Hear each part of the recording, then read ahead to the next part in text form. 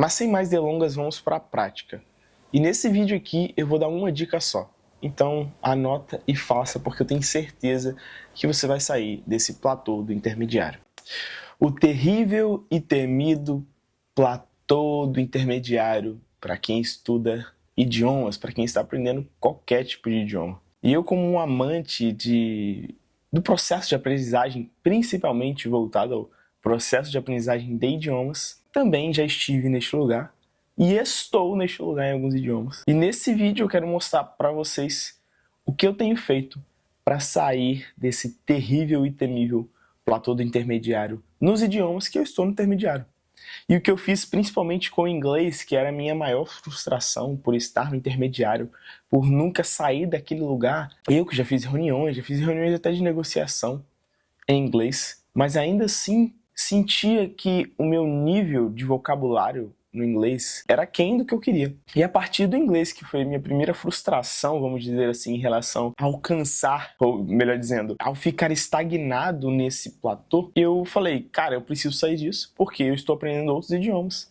Eu tenho espanhol, francês, italiano, alemão, o chinês, entre outros que eu quero estudar. Quero estudar mais idiomas. Eu preciso sair desse platô, até porque eu vou chegar nesse platô, nesse lugar onde que eu estava no inglês, em outros idiomas. Então eu preciso desenvolver um caminho, para que eu chegue num avançado e me sinta mais confortável, tendo mais vocabulário no idioma que eu desejo. Eu criei uma metodologia que eu consigo sair muito rápido do básico para o intermediário. Eu vou falar em vídeo sobre isso, mas antes de falar, eu vou fazer o caminho contrário. Antes de eu falar de como sair do básico para o intermediário, eu vou pontuar aquilo que eu faço todos os dias para aumentar o meu vocabulário e transformar meu vocabulário, principalmente no inglês e no espanhol, que são os idiomas que eu tenho um nível maior, um vocabulário mais robusto, mais avançado.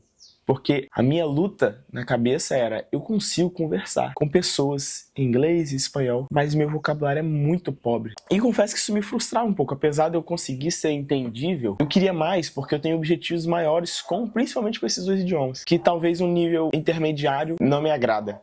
Como em outros idiomas, o nível de intermediário vai estar ok para mim. Mas sem mais delongas, vamos para a prática. E nesse vídeo aqui, eu vou dar uma dica só.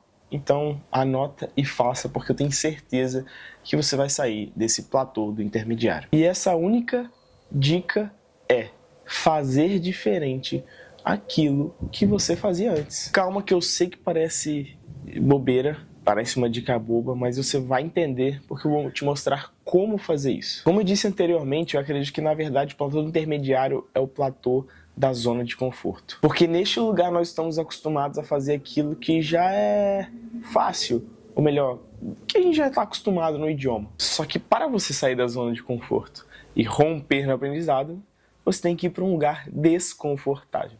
E é aí que, para mim, foi a virada de chave e desenvolver um vocabulário mais avançado e melhorar tanto a minha escuta quanto a minha fala em qualquer idioma. Vou te dar um exemplo meu. Eu, em inglês e espanhol, vejo muitos vídeos sobre temas que eu já estou acostumado. Podcasts que eu já estou acostumado, que eu já conheço o sotaque, que eu já conheço o vocabulário utilizado. Livros também, que normalmente são mais simples de ler. E eu percebi também que eu focava muito em input e pouco output. Muitos que estudam o processo de idioma já sabem a diferença de input e output, mas eu vou explicar aqui rapidinho. Input é aquilo que você absorve, output é aquilo que você libera, vamos dizer assim. Então, a leitura e a escuta são input. Você está lendo, vendo e escutando. E o output é falar e escrever. Eu percebi que nesses idiomas também, que eu estava nesse platô do conforto, ou platô do intermediário, eu colocava muito input e pouco output. E também o input que eu colocava eu já estava acostumado.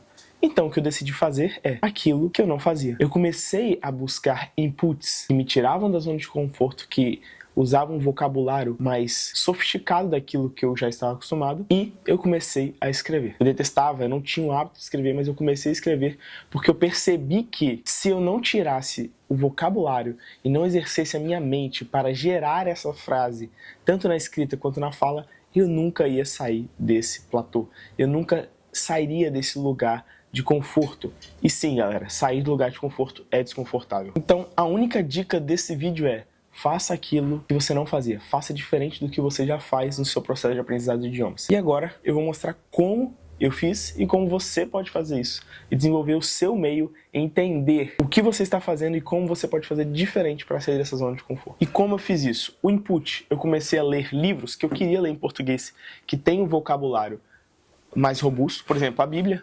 Eu tenho essa Bíblia aqui, depois eu vou mostrar mais perto para vocês, mas ela tem 6 idiomas.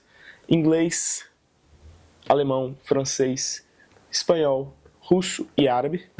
E comecei a ler livros que tem um vocabulário interessante, que eu já ia ler em português, e eu comprei em inglês. Esse aqui eu ganhei. Essentialism, beleza?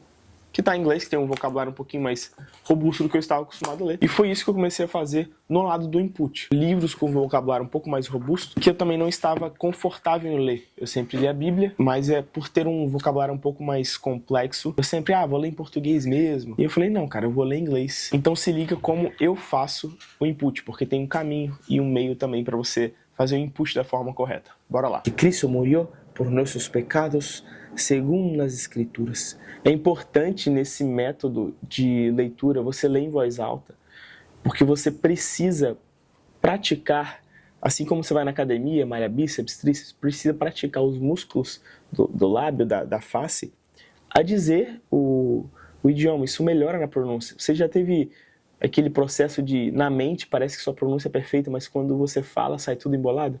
Simplesmente porque você não pratica o músculo. Então eu sempre tento ler em voz alta, beleza? Vamos lá. Então, sendo redundante, input, leia algo que você não está confortável em ler. Leia em voz alta para praticar os músculos. E claro, eu evito ficar parando toda hora para ver a tradução das coisas.